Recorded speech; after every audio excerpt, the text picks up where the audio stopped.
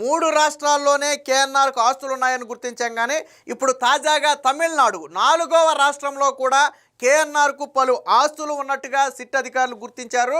వాస్తవానికి తన భార్య పేరు మీద, తన బామ్మర్ది పేరు మీద పలు అకౌంట్లలో లక్షల కొద్దీ డబ్బులు వేల సార్లు పడ్డాయంట. అంటే 5 లక్షలు లేదా అంతకంటే ఎక్కువ నగదు అనేక వందల అకౌంట్ల నుంచి వచ్చి వాళ్ళ ఖాతాలో పడింది.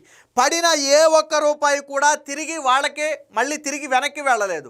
సో ఈ కోణంలో కూడా విచారిస్తున్నారు. అసలు ఎందుకు వీళ్ళ ఖాతాలో డబ్బులు జమ చేశారు? ఇవి లిక్కర్ స్కామ్కు సంబంధించినటువంటి డబ్బులా, లేదా వేరే ఇల్లీగల్ యాక్టివిటీస్ ఏదైనా చేస్తే వచ్చినటువంటి డబ్బులా, సెటిల్మెంట్లు దందాలకు సంబంధించినటువంటి డబ్బులా, అసలు వేరు రాష్ట్రాల నుంచి వీళ్ళ ఖాతాల్లో ఎందుకు వేశారు?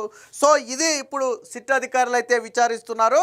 అవసరమైతే ఎన్ఫోర్స్మెంట్ డైరెక్టరేట్ అంటే ఈడీని కూడా రంగంలోకి దింపాలనే ప్రయత్నం చేస్తున్నారు.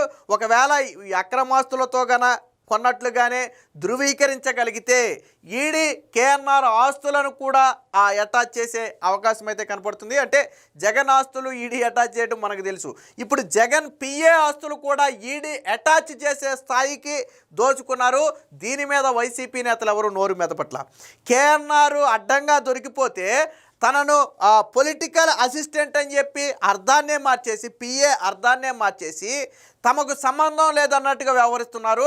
ఒక ముఖ్యమంత్రి దగ్గర ఉన్నటువంటి, గతంలో మీకు గుర్తుందో లేదో, చంద్రబాబు గారి దగ్గర పనిచేసినటువంటి మాజీ పిఏ, ఆ మాజీ పిఏ దగ్గర 2 లక్షల రూపాయలు దొరికితే 2,000 కోట్లు అని చెప్పి సాక్షిలో రాశాడు. 2 లక్షల రూపాయలు చివరికి పంచనామాలో 2 లక్షలు అని చెప్పి వాళ్ళు రాసేసి వదిలేసి చనిపోయారు. దాన్ని 2,000 కోట్ల రూపాయలని సాక్షిలో రాస్తే తర్వాత బొత్స సత్యనారాయణ మీడియా ప్రశ్నిస్తే 2,000 కోట్లని మేము చెప్పామా, మాకేం సంబంధం, మేం చెప్పలేదని చెప్పి తప్పించుకున్నాడు బొత్స సత్యనారాయణ. నాకు బాగా గుర్తు, ఎందుకంటే దాని మీద అప్పట్లో నేను వీడియోలు కూడా చేశాను. అలాంటిది అంటే అప్పట్లో ఆయన మాజీ పిఏ, చంద్రబాబు గారికి మాజీ పిఏ, అతని ఇంట్లో దొరికింది 2 లక్షల రూపాయలు డబ్బులు, 2 లక్షల రూపాయల డబ్బులు. దాంతో వెళ్ళిపోయారు అధికారులు, వెళ్ళిపోయారు. ఏమీ కేసులు లేవు, ఏమీ లేవు.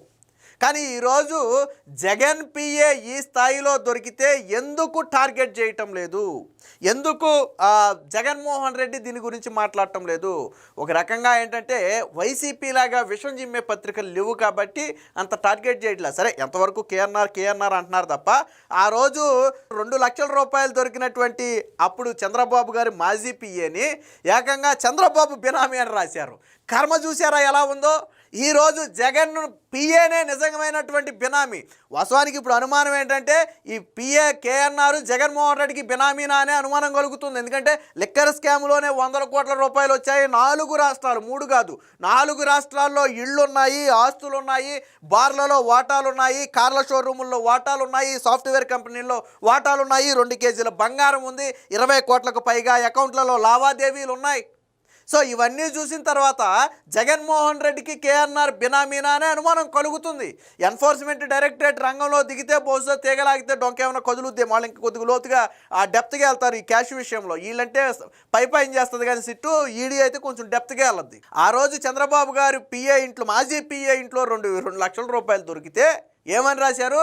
చంద్రబాబు అవినీతి సొమ్మంతా అక్కడ దాచాడని రాశారు. కర్మ చూడండి ఈరోజు ఎలా తిరిగిందో. అంటే చెరపకురా చెడేవని చెప్పి పాతకాలపు సామెత ఒకటి ఉంది, అది ఈరోజు సరిగ్గా సరిపోయింది. ఆ రోజు నువ్వు ఏదైతే మాజీ పిఏ ఇంట్లో దొరికిన 2 లక్షల రూపాయలని నువ్వు చంద్రబాబుకి అంటగట్టే ప్రయత్నం చేశావో, సరే ఆ రోజు ఏదో 2-3 రోజులు నీ సాక్షిలో బురద జల్లుకోగలిగావు తప్ప ఈరోజు ఏం జరిగింది? ఈరోజు నిజంగా నీ పిఏ ఇంట్లోనే ఇంత దొరికితే నీ సాక్షి పేపర్లో వార్త ఎందుకు రాలేదు? నీ పిఏ 9 బృందాలు, మీరు నమ్మరు, కేఎన్ఆర్ భార్య బామ్మర్ది ఖాతాల్లో పడినటువంటి డబ్బులు లెక్కదేల్చడానికి, ఈ మూలాలు కనుగొనడానికి 9 ప్రత్యేక బృందాలు నియమించారు. 1-2 కాదు, 9 ప్రత్యేక బృందాలు నియమించారు. అంటే ఆ స్థాయిలో కేఎన్ఆర్ చేసిన అవినీతి ఉంది. 1 బృందం 2 బృందం తేల్చలేరు అవి, ఎందుకంటే దాని మూలాలు 4 రాష్ట్రాలకు విస్తరించున్నాయి. వాటిని తేల్చడానికి 9 ప్రత్యేక బృందాలు వేశారు. ఏ స్థాయిలో కేఎన్ఆర్ అవినీతి చేశాడో మీరే ఆలోచించుకోండి. దీనికి సంబంధించిన వార్త ఒకటి వచ్చిందో ఒకసారి చూద్దాం. కేఎన్ఆర్ ఖాతాలో కోట్ల వర్షం, భార్య బామ్మర్ది బినామీ ఖాతాల్లో జమ, అన్ని కోట్లు ఎవరు ఎందుకు ఇచ్చినట్లుగా పరిశీలన, లింకులు పరిశీలిస్తున్న సిట్ అధికారులు, ఖాతాల శోధనకు 9 బృందాలు. చూసారా, 9 బృందాలు ఆ అకౌంట్లలో పడిన డబ్బులను విశ్లేషిస్తున్నాయి. ఏ స్థాయిలో ఎన్ని కోట్ల రూపాయలు పడితే ఆ స్థాయిలో విశ్లేషించాల్సి వస్తుందో మీరు ఆలోచించండి. లక్షల్లో వచ్చి పడిన సొమ్ములు, అలాంటి లావాదేవీలు వందలు వేలల్లో, అంటే లక్షల్లో వేసింది లక్షల్లోనే, కానీ అలా లక్షల్లో ఎన్నిసార్లు వేశారంటే వందలు వేల సార్లు వేశారు. వేలల్లోనే మొత్తంగా కోట్ల రూపాయల వర్షం. ఇదంతా మాజీ సీఎం జగన్ పిఏ కేఎన్ఆర్ దందాల వ్యవహారం. ఆయన భార్య, బావమరిది బినామీ ఖాతాల్లోకి భారీగా సొమ్ములు వచ్చి పడ్డాయి. దీంతో ఆయా ఖాతాల పరిశీలనకు సిట్ 9 ప్రత్యేక బృందాలను నియమించింది. వైసీపీ అధికారంలో ఉన్న 5 ఏళ్ల పాటు వీళ్ళ దోపిడీ ఏ స్థాయిలో ఉందో చెప్పడానికి ఇదొక ఉదాహరణ. దీనికి సంబంధించినటువంటి మరొక వార్త కూడా వచ్చింది, ఒకసారి చూద్దాం. కేఎన్ఆర్ జరిపిన లావాదేవీల వివరాలు తెలుసుకుని దర్యాప్తు అధికారులే విస్తుపోతున్నారు. జగన్ పిఏ దోపిడీ వ్యవహారం రాష్ట్ర సరిహద్దులను దాటినట్టు ప్రాథమికంగా అంచనాకు వచ్చారు. ఆంధ్రప్రదేశ్తో పాటు తెలంగాణ, కర్ణాటక, తమిళనాడుతో మొత్తంగా 4 రాష్ట్రాల్లో కేఎన్ఆర్కు ఆస్తులు ఉన్నట్టుగా గుర్తించారు.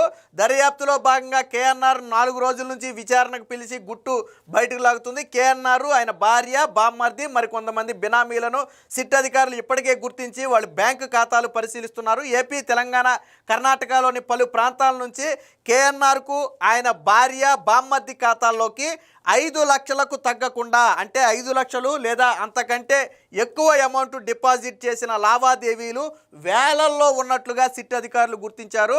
ఇవన్నీ కూడా ఆన్లైన్ ద్వారా చేసినవే. అయితే ఎక్కడా కూడా ఒక్క ట్రాన్స్ఫర్ కూడా తిరిగి వెనక్కి జరగలేదు. ఫర్ ఎగ్జాంపుల్, నేను కేఎన్ఆర్కి ఒక 5 లక్షలు కొట్టాను అనుకోండి, మళ్ళీ ఎప్పుడూ కూడా కేఎన్ఆర్ నుంచి నాకు తిరిగి 5 లక్షలు రాలి. అంటే ఏ అకౌంట్కి పడ్డాయో తిరిగి ఆ అకౌంట్కి 5 లక్షలు వెళ్ళిందంటే ఒక్క రూపాయి కూడా వెనక్కి వెళ్ళలేదు. మరి ఈ సొమ్మంతా ఏం చేశారు అనే దాని మీద కూడా ఇప్పుడు విచారణ చేస్తున్నారు. అలాగే ఆన్లైన్ ద్వారా బదిలీ చేసిన వ్యక్తులు సైతం డబ్బులు తిరిగి బదిలీ చేయించుకున్నట్టు లేకపోవడంతో ఈ సొమ్ము లిక్కర్ ముడుపులకు సంబంధించిందా లేదా ఇతరత్ర వ్యవహారాలకు సంబంధించిందా అని తేల్చేందుకు సిట్ అయితే నడుం బిగించింది. ఇందులో భాగంగానే పోలీసులతో పాటు బ్యాంకు లావాదేవీలపై అవగాహన ఉన్న వారితో కలిపి మొత్తంగా 9 బృందాలను ఏర్పాటు చేశారు. అందులో కేఎన్ఆర్, ఆయన భార్య, బామ్మర్దితో పాటు ఇతర బినామీ ఖాతాల్లోకి వచ్చినటువంటి ఆస్తులు లేదా అమౌంట్స్ అన్నీ కూడా లెక్క తేల్చే ప్రయత్నం జరుగుతుంది. కేఎన్ఆర్ భార్య ఖాతాలో 2020-24 మధ్య దాదాపుగా 20 కోట్ల రూపాయల లావాదేవీలు వచ్చి పడ్డాయి. అంటే 20 కోట్లు వాళ్ళ భార్య ఖాతాలోకి వచ్చి పడ్డాయి 4 ఏళ్లలో. అంటే ఏడాదికి 50 లక్షలకు తగ్గకుండా ఖాతాలోకి వచ్చి పడ్డాయి. ఎలా పడ్డాయి, అంత డబ్బు ఎక్కడి నుంచి వచ్చింది? సో ఈ కోణంలో పోలీసులు అయితే దర్యాప్తు చేస్తున్నారు. ఒకవేళ ఇది ఎవరైనా అప్పుగా ఇచ్చారు అనుకుంటే ఒక సీఎం దగ్గర ఉన్నటువంటి పిఏకి ఇలా కోట్ల రూపాయలు అప్పు ఇచ్చే అవసరం ఎవరికి ఉంటుంది? ఇంకోటి కూడా ఉంది ఇందులో. ట్విస్ట్ ఏంటంటే జగన్మోహన్ రెడ్డికి అత్యంత దగ్గర బంధువు అయినటువంటి ఒక వ్యక్తితో కలిసి ఈ పాఠ్య పుస్తకాల ముద్రణ కాంట్రాక్ట్ కూడా దక్కించుకుని అందులో కూడా కొంత సొమ్ము మింగేశారు అనేది సిట్టు చేస్తున్నటువంటి ఆరోపణ. దీని మీద ఇంకా పూర్తి వివరాలు రావాలి. అంటే జగన్ బంధువు కావటం ప్లస్ పాయింట్. ఈ కేఎన్ఆర్తో కలిసి ఏం చేశారంటే ఒక ముఠాగా ఏర్పడి ఆ పుస్తకాల ముద్రణ కాంట్రాక్ట్ తీసేసుకున్నారు. దాంట్లో కూడా డబ్బులు దోచేశారు అనేది ఇప్పుడు సిట్ విచారణలో బయటకు వస్తుంది. అయితే దీనికి సంబంధించి ఎన్ఫోర్స్మెంట్ డైరెక్టరేట్కి వివరాలు అందించాలని చెప్పి సిట్ ఒక నిర్ణయానికి వచ్చినట్టుగా తెలుస్తుంది. అంటే రేపటి నుంచి ఈడీ ఎంటర్ కాబోతుంది. ఇప్పటి వరకు జగన్ విషయంలోనే ఈడీ ఎంటర్ అవడం చూసాం. ఇప్పుడు జగన్ పిఏ విషయంలో కూడా ఈడీ ఎంటర్ అయ్యే స్థాయికి అవినీతి జరిగింది. దాంతో ఆస్తులను ఈడీ జప్తు చేస్తుందా లేదా ఏపీ ప్రభుత్వమే సీజ్ చేస్తుందా అనేది ప్రస్తుతానికి తెలియదు. మొత్తానికి అయితే వాస్తవానికి కేఎన్ఆర్ చాలా ప్రశ్నలకు 4 ఏళ్ల క్రితం జరిగిన లావాదేవీలు నాకు గుర్తులేవని చెప్పి కేఎన్ఆర్ తప్పించుకునే ప్రయత్నం చేసినట్టుగైతే తెలుస్తుంది. ఏది ఏమైనా జగన్ పిఏ వేల కోట్ల అవినీతి బయటపడుతుంది.